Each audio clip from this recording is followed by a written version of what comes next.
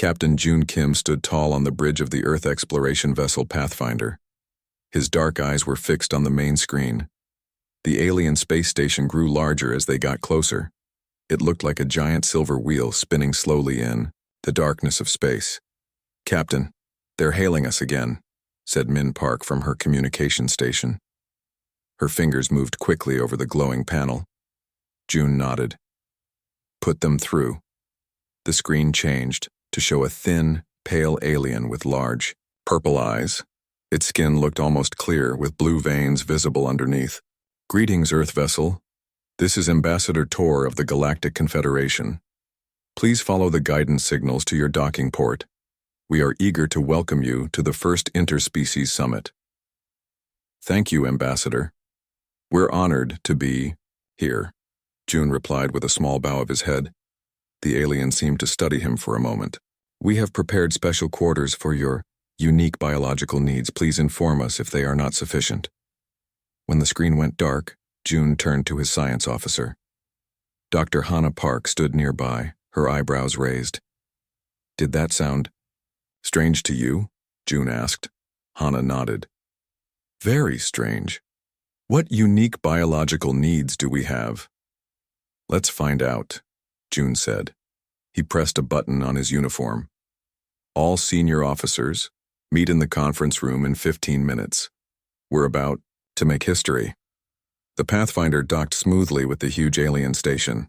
Through the windows, the crew could see hundreds of different ships attached to the massive structure. In the ship's conference room, June addressed his team. "We're the first humans to make official contact with the Galactic Confederation. 27 different species in one alliance. Our job is to represent Earth and hopefully secure an invitation to join." Dr. Hannah Park pulled up data on her tablet.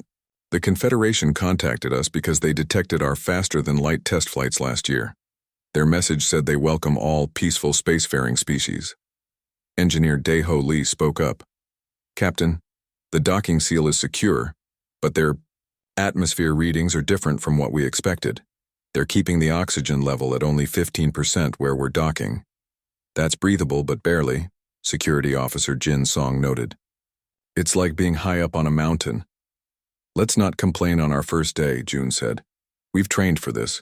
Bring emergency oxygen packs just in case." When the airlock opened, 4 aliens waited for them. They all looked similar to Ambassador Tor. Tall, thin, with nearly transparent skin. They wore no spacesuits but had small devices on their chests. Ambassador Tor stepped forward. "Welcome, humans of Earth. Please forgive our protective measures." He gestured to the devices. "These field generators protect us from you." June blinked in surprise. "Protect you from us? We come in peace, Ambassador." Of course," Tor said quickly. "It's not your intentions we fear, Captain Kim. It's your biology. You are, how do I say this politely? You are Deathworlders." The human crew exchanged confused looks. "Deathworlders?" Hannah repeated. "Yes, species that evolved on extreme planets with harsh conditions." Tor's large eyes blinked slowly. "Your world has crushing gravity, wild temperature swings, deadly weather patterns, and an alarming number of predator species. The fact that your kind survived long enough to develop space travel is quite remarkable." June fought back a smile. Earth's gravity was just normal to them. And yes, Earth had some extreme weather and dangerous animals, but it was hardly what he'd call a death world. "We appreciate your concern," June said diplomatically. "We'll be careful around the other delegates." "Please do," said one of the other aliens. "Your dense muscle structure and thick bones could accidentally cause serious harm, not to mention the bacteria you naturally carry." Hannah stepped forward. "We've taken extensive decontamination procedures before arrival." The aliens still kept their distance. "Follow us," Ambassador Tor said. "We've prepared a special section of the station for you. The gravity and atmosphere have been adjusted to simulate your extreme home conditions." As they walked through the station corridors, June noticed that all other aliens they passed gave them a wide berth. Some even pressed themselves against walls as the humans walked by. Others stared openly, their expressions hard to read, but clearly showing something between fear and fascination. Their quarters were in a sealed section of the station. When they entered, June immediately felt the difference. The gravity increased and breathing became easier. "We've set this area to 1 g of gravity and 20% oxygen," explained Tor from the doorway, not entering with them. "We understand these are the minimums your species needs to survive. The walls and furniture have been reinforced to handle your weight and strength." Deho tapped a nearby table. It was made of some kind of metal alloy. "This could stop a bullet," he whispered. "The summit begins tomorrow." Tor continued. "You'll meet representatives from all Confederation worlds. I must warn you, many have never seen Deathworlders before. Try not to make sudden movements, and please announce yourselves before entering rooms." After Tor left, the crew gathered in their common area. "They think we're monsters," Jin said, dropping into a chair that creaked under his normal human weight. "They're afraid of us," Hana corrected. "Their evolutionary path must have been very different from ours." June considered this. "What's normal for us seems extreme to them." "Interesting. Did you see how they reacted when I sneezed in the hallway?" Min asked. "That one blue alien nearly fainted." "Tomorrow at the summit, let's be extra gentle," June instructed. "No sudden movements, no loud noises. We're guests here. And apparently terrifying ones," Deho added with a laugh. The next morning, the crew prepared carefully for the summit. They wore their dress uniforms and assembled at the entrance to the main conference hall. Ambassador Tor met them there. "Captain Kim, a word before we enter." June stepped aside with the ambassador. "The other delegates are nervous about meeting humans," Tor said quietly. "We've never had a Deathworld species at a summit before. Some delegates wanted to deny your application entirely." "We understand," June said. "We'll be on our best behavior." Tor seemed relieved. "One last thing. The gravity in the main hall is set to 0.5 g, which is standard for most Confederation species. Will your people be able to function?" June almost laughed but kept his face serious. "Yes, we can manage in lower gravity. It might even be pleasant." The huge doors swung open and Ambassador Tor led them into a vast chamber. Hundreds of beings of all shapes, sizes, and colors sat in tiered seats around a central platform. All eyes turned to the humans. "Delegates of the Galactic Confederation," announced a voice in perfect English. "May I present the representatives of Earth, a Class 12 Deathworld."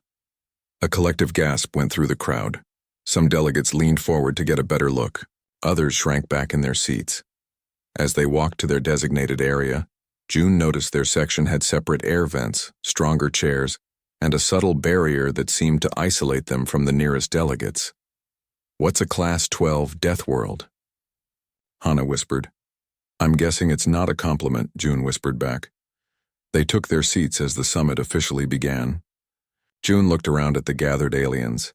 Some watched the humans with open fear, others with curiosity. A few seemed almost excited.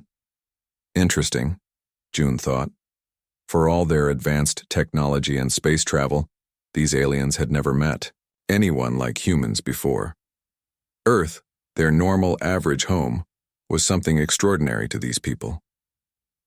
As the first speaker took the stage, June smiled slightly. This summit was going to be very interesting indeed. The first day of the Galactic Confederation Summit was long. Captain June Kim and his crew sat quietly in their special section, listening to speakers from many different worlds. Most talked about trade, shared resources, and peaceful exploration. When the main session ended, Ambassador Tor approached the human delegation. "Captain Kim, how are you finding the proceedings?" Tor asked, keeping a careful distance. "Very interesting," June replied. "Though I'm curious why everyone keeps calling Earth a Deathworld." Tor's large purple eyes blinked slowly. "Perhaps it would be helpful if I showed you our planetary classification system. Would you and your science officer like to visit our database center?" June nodded. "We would like that very much." The database center was a large room with glowing screens covering the walls. Dr. Hannah Park moved from screen to screen, her eyes wide with wonder. "This is amazing," she said. You have data on over 12,000 planets. Ambassador Tor stood near the entrance. Yes, the Confederation has been exploring for nearly 8,000 years. We classify all planets on a scale from Class 1 to Class 15. A tall blue alien with 4 arms worked at a control panel. I am researcher Len, he introduced himself. I have pulled up information about your Earth for comparison. The main screen filled with images of Earth, oceans, mountains, deserts, and forests. Earth is classified as a Class 12 Deathworld, Len explained. The scale is based on several factors: gravity strength, temperature range, atmospheric pressure, weather patterns, and biological threats. What's a Class 1 planet like? Hana asked. Len pressed some buttons and the screen changed to show a beautiful world with gentle rolling hills, calm blue oceans, and soft pink skies. This is Marina, my homeworld, Len said proudly. A perfect Class 1. Gravity is 0.3 of your Earth's. Temperature varies only 5 degrees throughout the year. No storms, no predators larger than your Earth insects, and completely stable geology. June raised his eyebrows. No earthquakes, no big animals, no seasons? Precisely, said Tor. Most Confederation species evolved on worlds rated Class 1 to Class 3. It allowed our ancestors to develop technology without fighting to survive. Hana was typing notes on her tablet. And the highest on your scale? Class 15? Len's blue skin seemed to pale. Those are theoretical death planets. Gas giants, worlds with toxic atmospheres, extreme gravity, or constant volcanic activity. No life could evolve there. So on your scale, June said slowly, Earth is only 3 steps away. From being uninhabitable? Yes, Tor replied. Your world has crushing gravity at 1G, extreme temperature swings from 50 to plus 150 degrees Celsius, regular storms, thousands of predator species, earthquakes, volcanoes, floods. It's remarkable any intelligent life survived, long enough to develop civilization. June and Hana exchanged looks.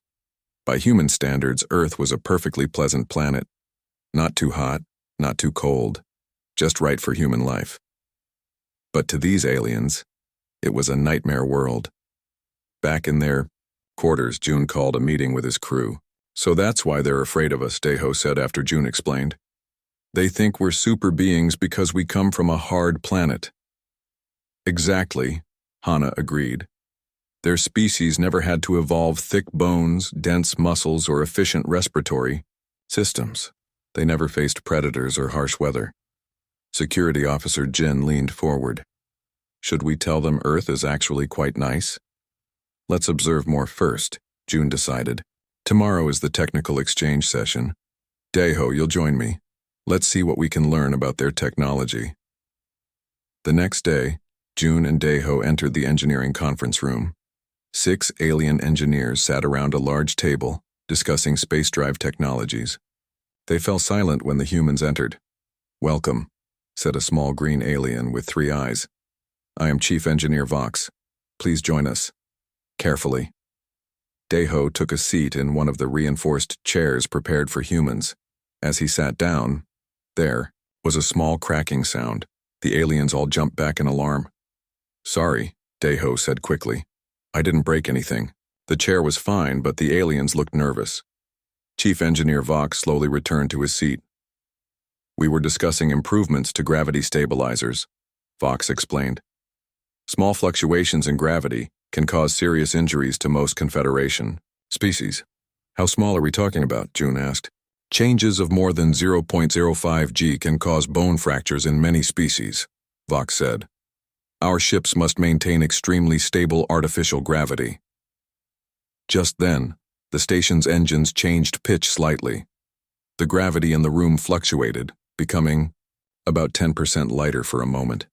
The aliens panicked. 2 fell out of their chairs.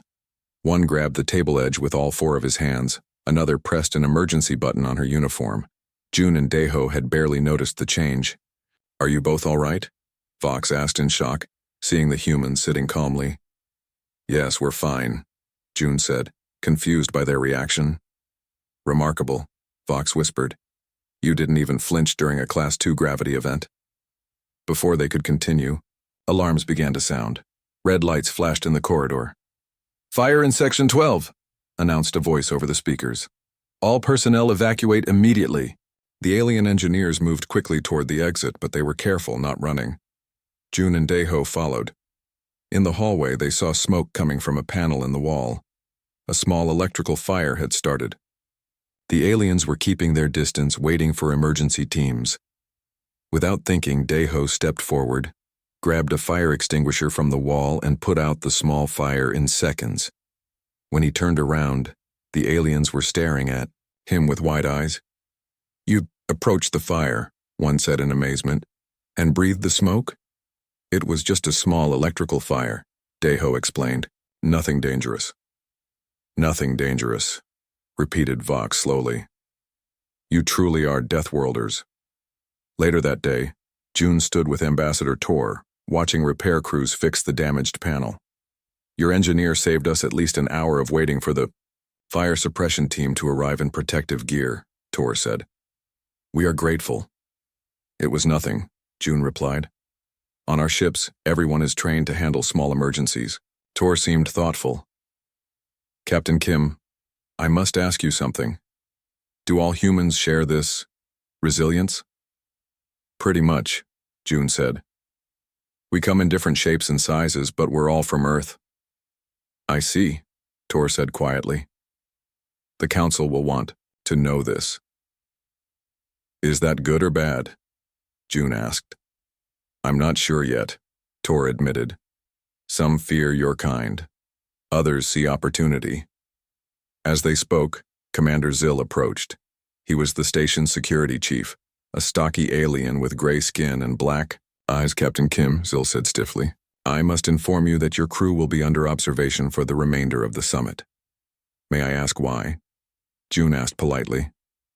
"Safety concerns," Zill replied. "Reports indicate your people can withstand conditions that would kill most species. You approached fire without protection. You barely noticed gravity changes.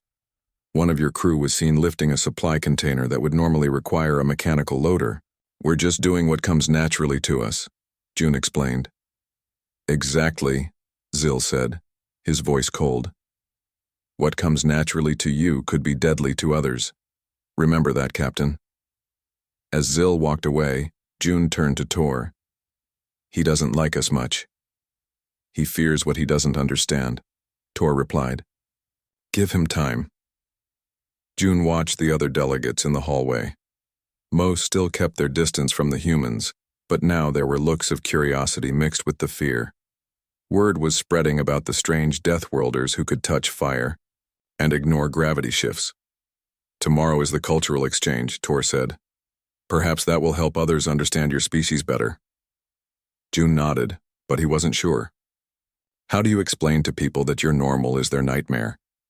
How do you make friends with beings who think you're made of steel and stone instead of flesh and blood?" He would find out tomorrow. For now, he needed to warn his crew. They were being watched, and everything they did was being judged. The fate of Earth's relationship with the Galactic Confederation might depend on how well they could balance being human while not terrifying their new alien neighbors. On the third day of the summit, Dr. Hannah Park was invited to the medical exchange section. The alien doctors wanted to learn about human biology. They kept their distance as Hannah showed them basic medical scans of the human crew. "Your bone density is remarkable," said Dr. Miv, a purple-skinned alien with 6 fingers on each hand. "And your muscle structure. It's like armor." "It's just normal for us," Hannah explained. "Earth's gravity shapes our bodies this way." Dr. Miv pointed to an image of a human heart. "Your heart must be incredibly strong to pump blood against such gravity." Before Hannah could answer, another doctor spoke up. "Is it true that humans can break their bones and heal completely?" "Yes," Hannah said. "Broken bones usually heal in 6 to 8 weeks," the alien doctors murmured in amazement. "Our species would likely die from such an injury," Dr. Miv admitted. "And what about your temperature range? Our reports say humans can survive in temperatures from 0 to 40 degrees Celsius. With proper clothing, we can handle much colder temperatures," Hannah said. "And some humans enjoy heat up to 50 degrees in short bursts. We call it a sauna. The doctors looked horrified. One of them made notes on a tablet, hands shaking slightly. One more question, Dr. Miv said. Is it true that humans regularly put deadly bacteria in their bodies for pleasure? Hannah thought for a moment, then realized what they meant. Oh, you mean like cheese and yogurt? Those contain beneficial bacteria. They're perfectly safe for us. The medical team exchanged looks of disbelief. Remarkable, Dr. Miv whispered. You truly are from a Deathworld. Meanwhile, Captain June and Security Officer Jin were meeting with Commander Zill. The security chief was still suspicious of the humans. Your species evolved as predators, Zill said, pacing back and forth. You have forward-facing eyes, sharp teeth, and your ancestors hunted. In packs. That was a long time ago, June said calmly. We've been building civilizations for thousands of years. Zill stopped pacing. Yet you still eat the flesh of other creatures? Jin nodded. Many humans do, yes. But we're not a threat to anyone here. That remains to be seen, Zill replied. Your physical capabilities alone make you dangerous. You can crush bones with your bare hands. We would never, June began, but was interrupted by a loud alarm. Red lights flashed throughout the room. A voice came over the speakers in several languages. When it reached English, June understood. Emergency alert. Asteroid impact in Sector 7. Power core damaged. Life support systems failing. All personnel evacuate to emergency shelters. Commander Zill rushed to a control panel. This is bad. The asteroid hit our main power core. Backup systems are activating, but they can't handle the full station load. How can we help? June asked immediately. Zill hesitated. I'm not sure. Another alarm sounded. Zill's eyes widened as he read the display. Temperature controls are failing. Station temperature will drop to 5 degrees Celsius within 2 hours. That's cold but survivable, Jin said, confused by Zill's panic. Not for most Confederation species, Zill explained. Below 15 degrees, many delegates will go into shock. Below 10 degrees, we expect casualties. June tapped his communication badge. All Pathfinder crew, report to the main hall immediately. We have an emergency situation. Within minutes, the human crew gathered in the main conference hall. Hundreds of alien delegates were there too, many already shivering as the temperature began to drop. Ambassador Tor approached the humans. Captain Kim, the Council requests your assistance, Tor said, his voice tight with worry. Our engineers cannot reach the damaged power core. The corridor is too cold already. How cold? Deho asked. 12 degrees Celsius, Tor replied. And dropping. The humans looked at each other. 12 degrees was cool but hardly dangerous. We can help, June said. Deho is our best engineer. He can assess the damage. I'll need tools and schematics, Deho added. Commander Zill stepped forward. You would enter a section with such extreme conditions? Without protective gear? We'll be fine, June assured him. 12 degrees is nothing for humans. We call that sweater weather. Zill didn't understand the phrase, but he nodded slowly. Very well. But I cannot allow this without council approval. 20 minutes later, after a hasty council meeting, Deho and Jin were given access to the damaged section. They carried toolkits and wore their standard uniforms. The alien engineers watched in amazement as the humans entered the freezing corridor without special suits. The power coupling is damaged, Deho reported over the communication link. I can bypass it and restore partial power to the heating systems. How long will it take? Tor's voice asked. About 30 minutes, Deho replied, already opening a panel to access the wiring. Back in the main hall, the temperature continued to drop. It was now 10 degrees Celsius. Many delegates were huddled together, wrapped in emergency thermal blankets. Some had already fallen unconscious from the cold. Dr. Hannah organized the human crew to help. Let's move the most vulnerable delegates to the center of the room. Body heat will help. Captain June worked with Min to distribute the emergency blankets. As he handed one to a shivering blue alien, she looked at him with wide eyes. You're not cold, she said in wonder. How is this possible? This isn't cold to us, June explained gently. On parts of Earth, people swim in water much colder than this. The alien's mouth opened in shock, but she was too cold to respond. In another part of the hall, Min was helping a group of small yellow aliens. They had scales instead of skin and were suffering badly from the temperature drop. Thank you, one of them stuttered. We were wrong about your kind. Min smiled as she wrapped another blanket around them. We're just built differently. Not better, just different. In the damaged corridor, Deho worked quickly. His fingers were a bit stiff from the cold, but otherwise he was fine. Jin held a light so Deho could see better. Almost got it, Deho said as he connected two large power cables. This should... Suddenly there was a spark and a small explosion. Jin pulled Deho back just in time. Are you all right? Commander Zill's voice came over the communicator, sounding panicked. We're fine, Jin replied, just a small power surge. A power surge? Zill sounded confused. The readout shows temperatures in that section have dropped to 4 degrees Celsius. Yes, it's getting a bit chilly, Deho admitted. But I've almost fixed the bypass.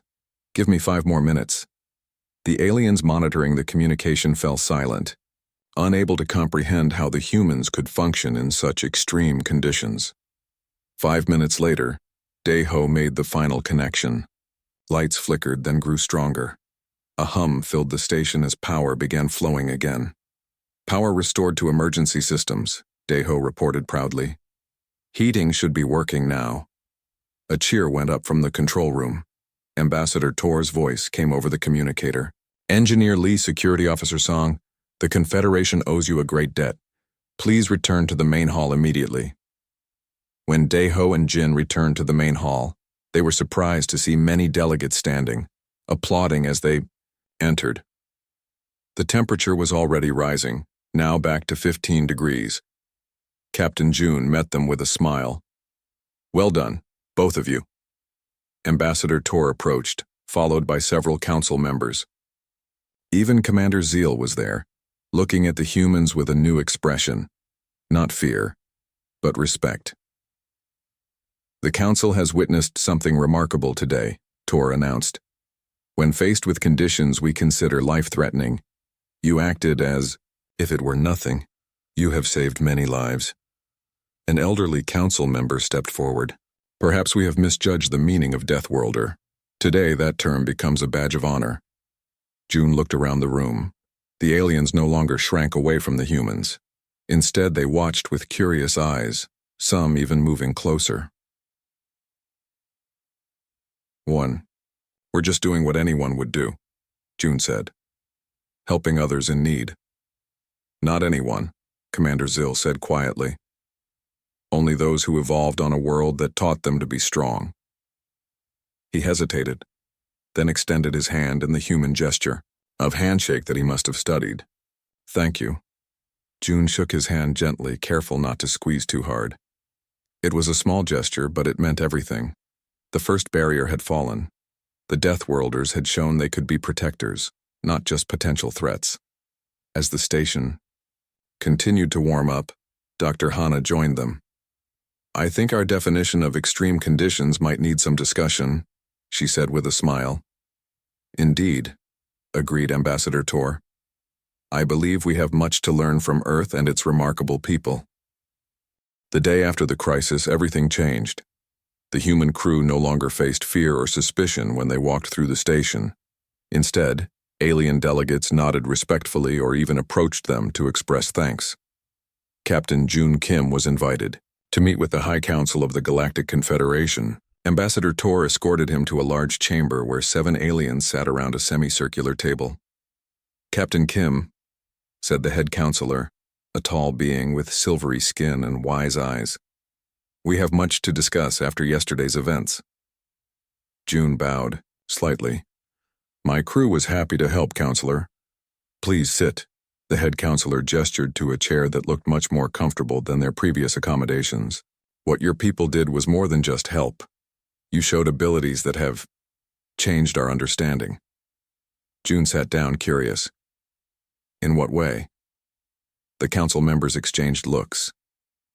Then one of them, A small green alien with large eyes spoke.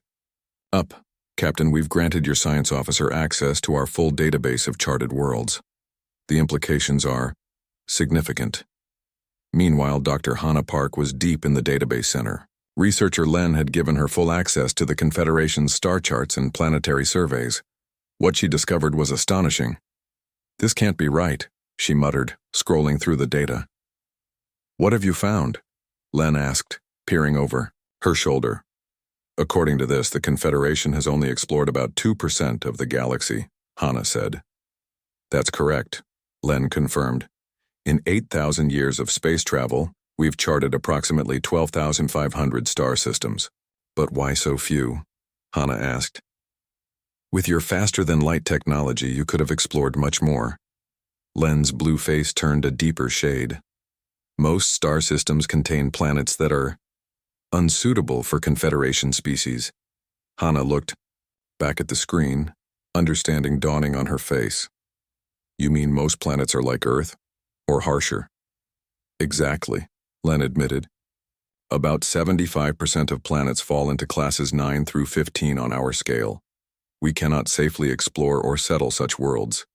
The conditions are too extreme. Hannah's fingers flew over the controls, bringing up new data. So all these red areas on your star charts, those are unexplored regions with potentially habitable planets that you consider too dangerous. Yes, Len said. Habitable by your standards, perhaps, but deadly to most Confederation species. Hannah stood up suddenly. I need to talk to Captain Kim right away. Back in the council chamber, June was listening carefully to the head counselor. Our exploration efforts have always been limited by our biology, the counselor explained. Most worlds with liquid water and oxygen atmospheres still have conditions too extreme for our species to handle safely. Like what? June asked. Gravity above 0.7 g. Temperature variations greater than 15 degrees. Atmospheric pressure above 0.9 of your Earth standard. Weather phenomena like storms, high winds, or heavy precipitation. Not to mention dangerous wildlife. June was about to respond when the chamber door opened.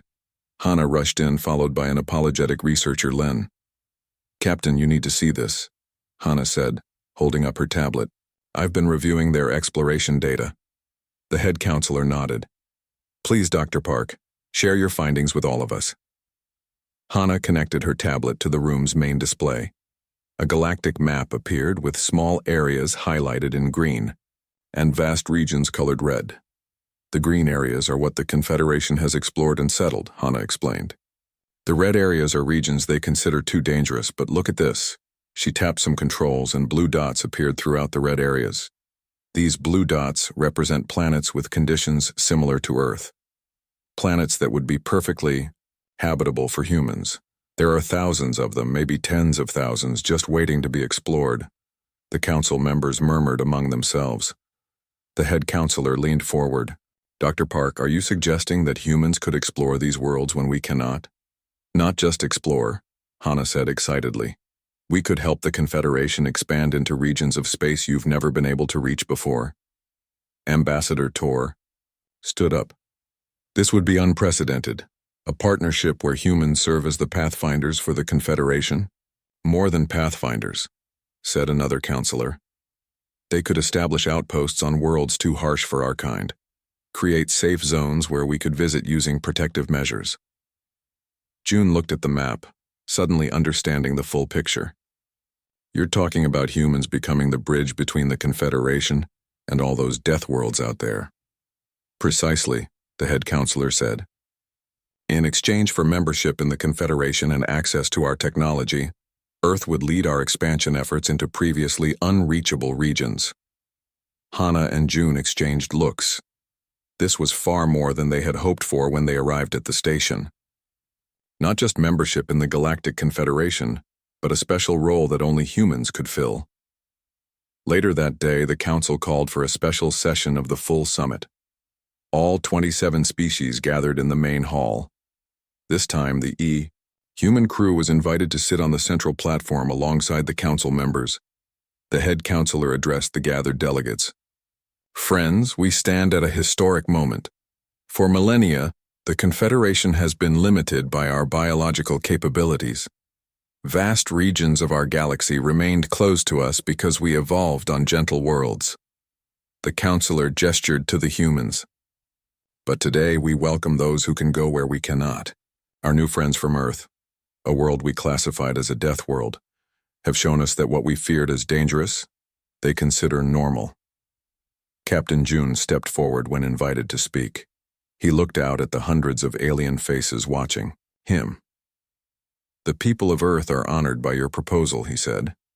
We don't see ourselves as stronger or better than any Confederation species. We're simply adapted to different conditions. Together we can explore further than either of us could, alone. Hana joined him, bringing up the galactic map on the large screens around the hall. Look at all the worlds waiting to be discovered, she said. Places where humans can walk freely, preparing them for Confederation contact and settlement. Commander. Zill, who had been watching silently, stepped onto the platform. Yesterday I witnessed these humans work in conditions I considered lethal to save people they had just met. If that is what it means to come from a death world, then perhaps we need Deathworlders as our allies. A murmur of agreement spread through the crowd, but one delegate, a thin alien with yellow skin, stood up. This is all very impressive, he said. But how do we know these humans won't use their physical advantages against us? They could easily overpower most species here. Before June could answer, Dr. Miv from the medical exchange stepped forward. I have studied human biology, she said. Yes, they are physically strong, but I've also studied their history. They value cooperation over conflict. Their greatest achievements came when they worked together, not when they fought. And consider this, added Ambassador Tor. If humans wanted to harm us, they could have simply left us to freeze yesterday. Instead, they risked themselves to save us. The yellow-skinned delegate sat down, seemingly satisfied. The head counselor raised his hands for silence. A vote will be held tomorrow, the counselor announced. But first, I believe a demonstration is in order. Captain Kim, would your crew be willing to show us some of your normal activities? Things that humans do regularly on Earth? June smiled. We would be happy to.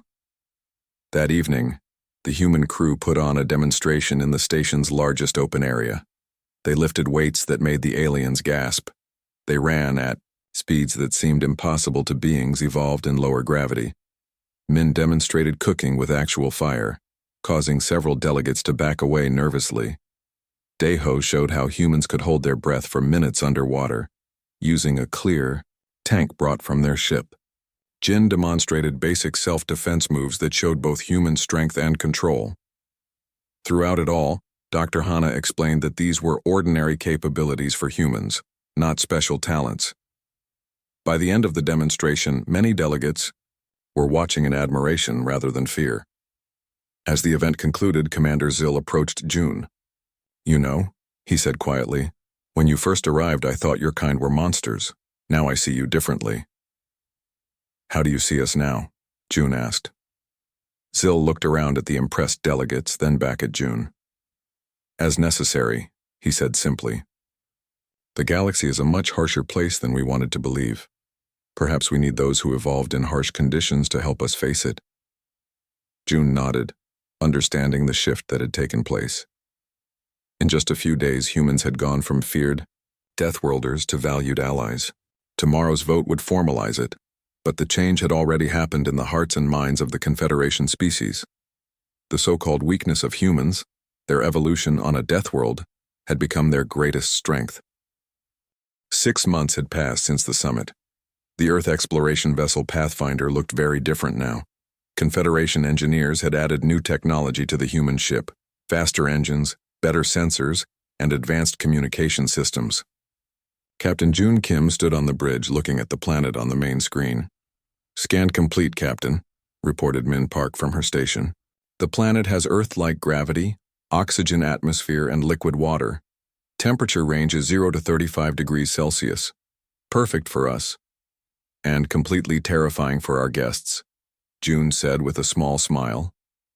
Behind him stood Ambassador Tor and 3 other alien scientists.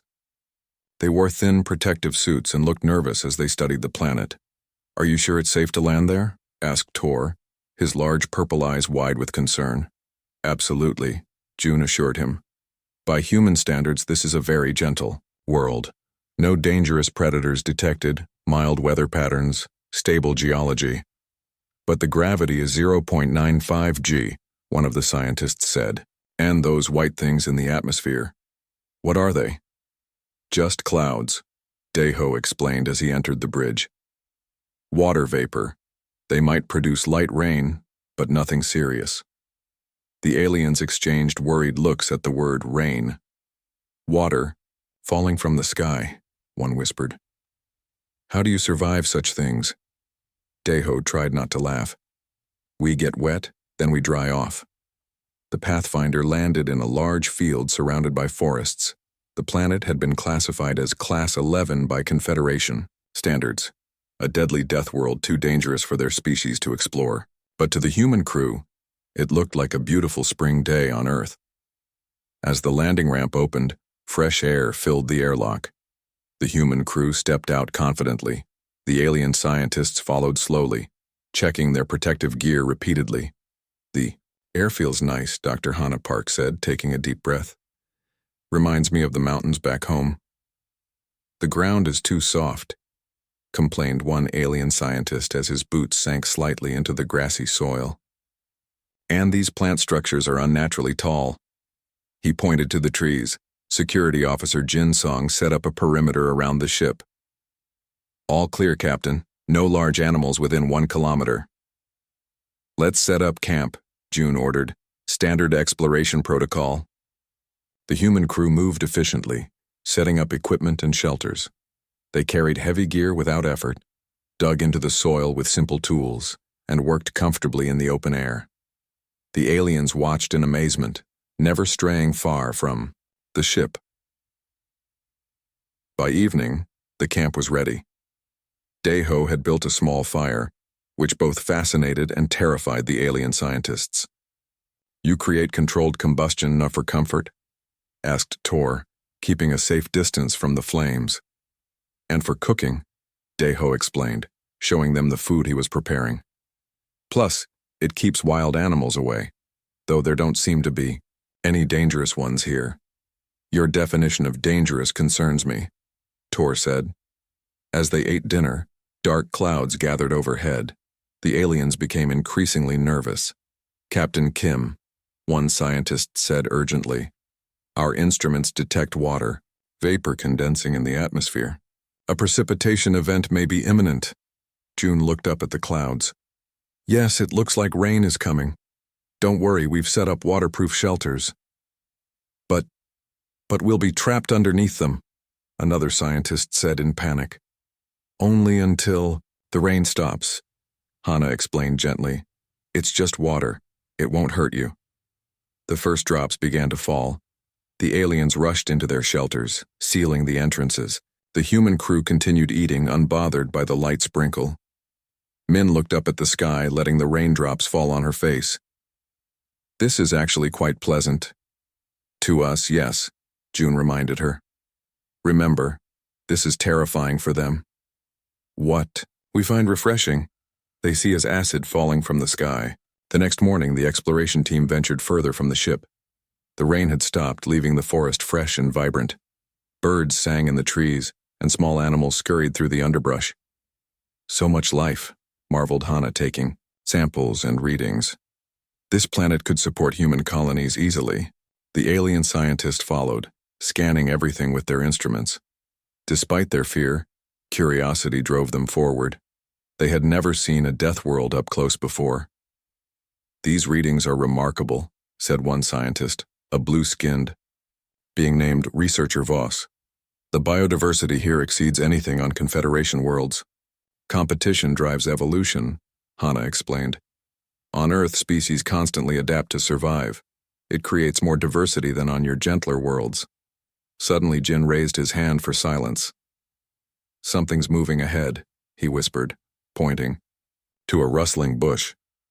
The aliens froze in terror, but when the creature emerged, the humans relaxed. It was a small, furry animal similar to a rabbit. "That's your dangerous wildlife?" Deho said with a laugh. "It has sharp front teeth," Tor pointed out nervously. "And it moved very quickly."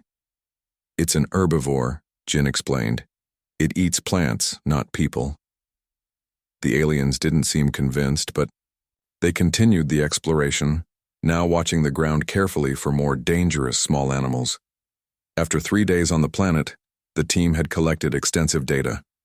The Pathfinder prepared to return to space. Before leaving, June planted a small marker, the first human claim on a world beyond their solar system. "With Confederation approval, Earth will establish an outpost here within 1 year," he announced. "It will serve as a safe haven for Confederation ships and a base for further exploration." Ambassador Tor placed his hand on the marker beside June's. Despite his fear of the planet, he understood the significance of this moment. "The Confederation thanks Earth and its brave people," Tor said formally. "Today marks the beginning of our new partnership. Together, we will explore regions of space that have been closed to us for millennia." 1 month later, the Pathfinder returned to Earth orbit. A large Confederation vessel waited there, carrying officials eager to see humanity's home planet.